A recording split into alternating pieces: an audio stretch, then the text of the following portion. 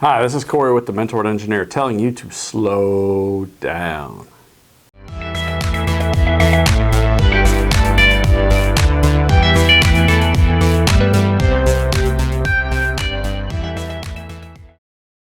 So, as you're graduating from college, man, it is probably your goal to impress your boss and get things done because that's what they're paying for you for, right? Well, he's paying you to get things done correctly. All right, he doesn't want to have to go back and touch a whole bunch of stuff that you screwed up, years or even days in the future. All right, you need to be focused on doing the things right the first time. Quality is utterly important, especially with design work. All right, so slow down. All right, that is the biggest mistake that every young engineer makes. Like I said, they want to come out of the gates running, and man, it just isn't the right thing. So let me explain why.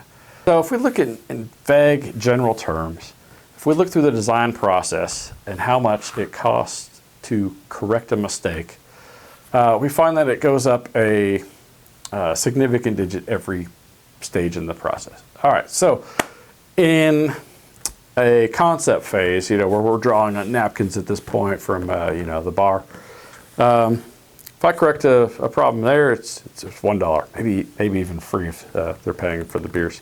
All right, but anyway, it's $1.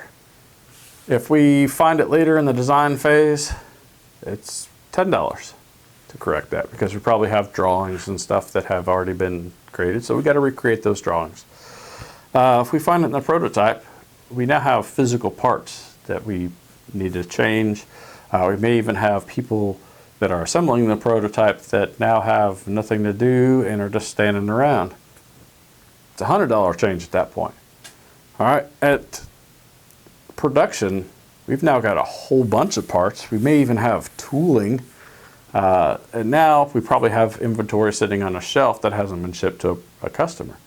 It's a $1,000 change at that point. And then finally, if it's in the field and we've got, hundreds, thousands of these, depending on what we're making, and they all have the same defect, you're looking at $10,000 to change that. So, when it's pretty easy to scribble on a napkin and, oh my gosh, that's going to be a problem. All right, so we want our problems to be more in the concept, in the design phase, and the latest prototype phase. All right, those are the cheap problems to make. When you get into the end, man, I've seen this and I've worked on this so many times. You've got downtime. You've got pissed off customers that may never buy from you again.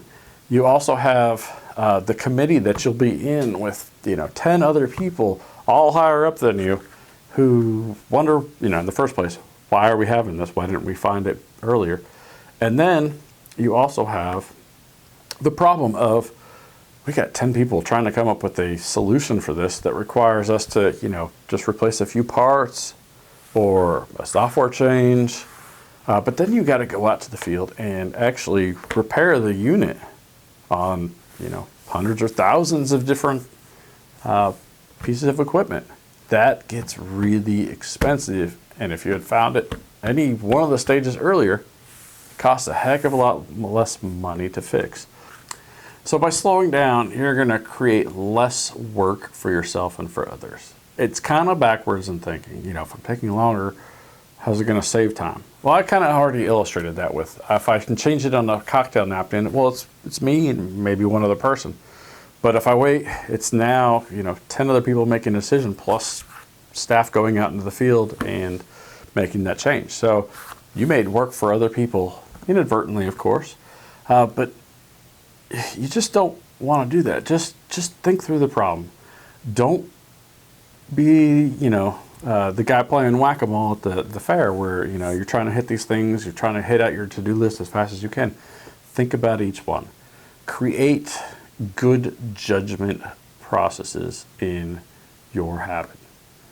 All right, the other thing is, and it's kind of a weird relation, is if you're constantly getting things done fast and faster, you will actually pester others. And it's weird to think about it, but If you're finish your stuff and then you're waiting on somebody else for another part of it, you're going to keep bugging them like, hey, did you finish that yet?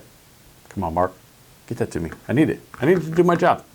They don't like that. They don't want to be thinking that you're forcing them to work faster as well, because more bad judgment will go there.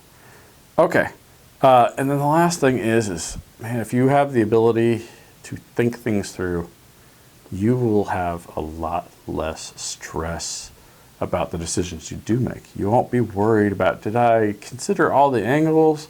Or wake up in the middle of the night, like 3 weeks later and be like, I didn't think of blank, and now it's too late. Going back to what I originally said, there's going to be a speed that you find you work at great. You'll probably find this within, I'll say, 3 to 5 years of being an engineer. You're going to find out that I work best at this speed. I make great decisions. My quality is up. I may not be as productive, but you find out that you are really good at that speed. And you need to stay at that speed. All right, I know what that speed is for me. And I know my tendency is to speed up. All right, I don't have a tendency to slow down. I always have the tendency to speed up. And that, I know warning signs for that now. So I can say to myself, okay, you're going too fast. You're trying to do too much. Calm down. This isn't a critical deadline. Let's get this right the first time. And that way we don't have to bother anybody else. Okay, so slow down. All right, that's it. Just everybody has the tendency to go too fast. So slow down, get it right, do it right the first time.